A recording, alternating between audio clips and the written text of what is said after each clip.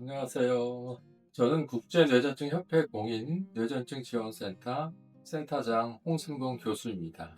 뇌전증이 이제 어원을 보면 귀신에 사로잡히다 기원이 돼서 많은 사람들이 일종의 정신병이라든가 마귀에 사로잡힌 현상으로 경련 발작을 실제는 뇌 진경의 손상에 의해서 일어나는 거고 누구나 겪을 수 있는 문제를 잘못 알려진 게 이제 가장 큰 거고요.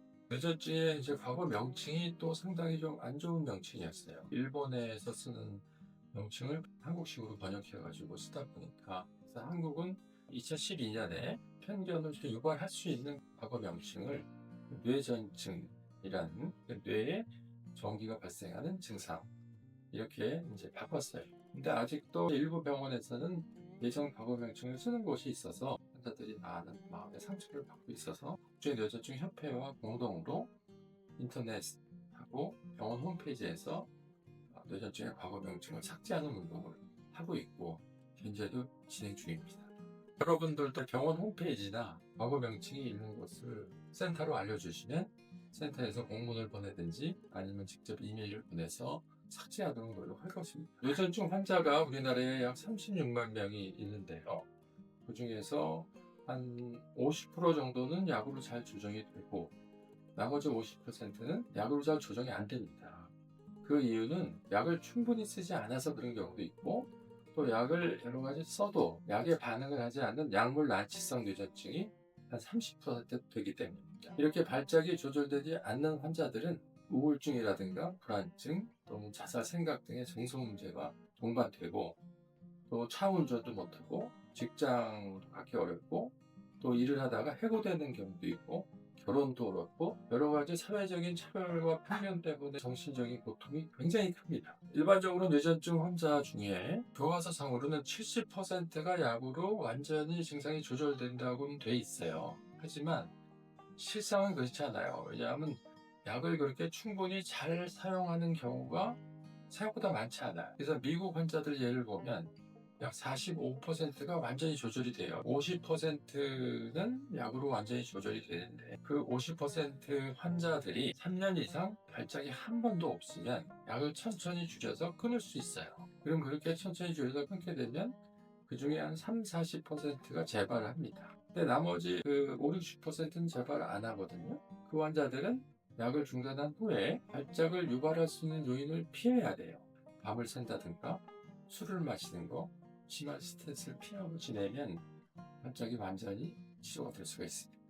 실제 제 외래에서도 약을 줄이다가 중단하는 환자들이 매일 한 명 정도 있어요. 뇌전증은 완치가 될 수 있는 병이고 그 약으로 조정되지 않는 약물 난치성 환자가 약 30% 되는데 우리나라에 한 10만 명 돼요. 이분들은 약으로 안 되기 때문에 뇌전증 수술을 꼭 고려하셔야 돼요. 그럼 뇌전증 수술의 치료율은 어떻게 되느냐? 약 65%의 환자가 발작이 완전히 조절이 되고 20%는 발작이 50% 이상 크게 감소해요.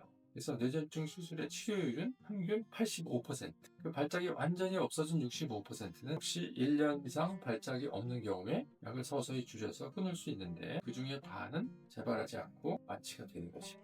뇌전증 지원센터는 2019년에 국회에서 뇌전증 지원 예산이 역사적으로 처음 통과가 됐습니다. 그 예산을 가지고 2020년 7월에 서울역 근처에서 처음으로 시작을 했습니다. 가장 중요한 일은 전국의 뇌전증 환자와 가족들이 뇌전증에 관해서 질문이 있거나 또는 의료 또는 사회복지, 정서적인 문제에 대해서 상담이 필요할 때 언제든지 평일날 연락할 수 있는 뇌전증 도움 전화를 2020년 8월에 아시아에서 처음으로 시작을 했고 국내에서 시작을 한 후로 전국에서 아주 힘든 상황을 도움을 요청하는 거기 때문에 사연들이 매우 많습니다. 지역의 한 대학병원에 입원을 하고 있는 딸이 그쪽에서 최선을 다해서 치료를 하지만 발작이 조절되지가 않아서 전화가 왔었습니다. 4차 뇌전증 센터가 없는 지역이었어요. 광역시임에도 불구하고.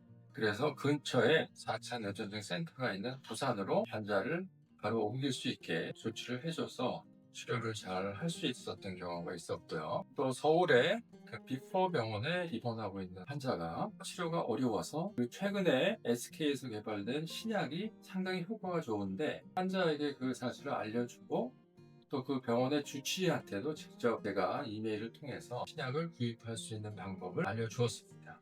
발작을 조절할 수 있었습니다. 뇌전증 지원센터는 기본적으로 의료사회복지사가 한 분 계시고요. 행정일을 맡고 있는 분이 한 분 상근으로 계시고 간호사 3명이 파타임으로 상담을 해주고 상담을 받은 후에 전문적인 의대 교수의 정밀 상담이 필요한 경우는 4명의 의대 교수님들이 직접 통화를 하면서 현재 치료 상황 또 동반되는 여러 가지 부작용, 다른 질환 여부를 확인을 해서 최선의 치료를 할 수 있도록 그 방향을 제시해주는 정밀 상담도 시행하고 있습니다.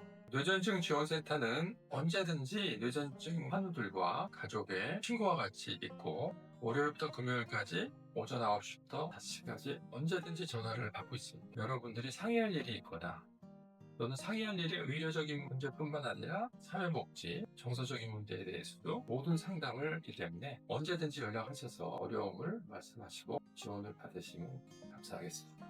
뇌전증 도움 전화는 1670-1142를 기억하시기 바랍니다.